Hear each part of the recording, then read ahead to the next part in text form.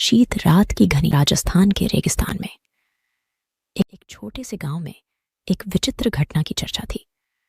गांव के निवासियों के अनुसार एक पुराने महल में अजीब और अनोखे घटनाओं की आवाजें सुनाई देती थीं। बाजार में बोलती हुई अफवाहें थीं कि महल में भूतों की आत्माएं बसी हैं और रात को वहां अजीब ध्वनियां सुनाई देती हैं।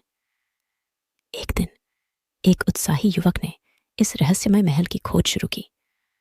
वह महल की दीवारों में छिपे रहस्यों को सुलझाने के लिए अंदर घुसा।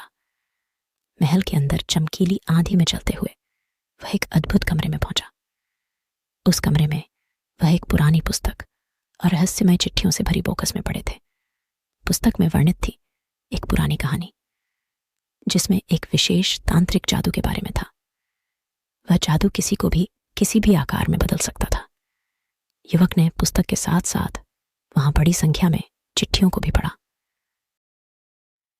चिट्ठियों में लिखा था कि वह जादू अब तक उस महल में छिपा हुआ है और अगर कोई उसे छूता है तो उसे वही रूप धारण करना पड़ेगा।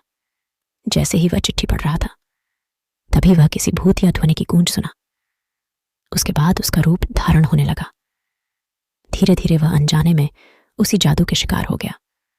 अब उसकी मदद के लिए एक अन्य व्यक्ति को चिट्ठियों के माध्यम से बुलाना बाकी था।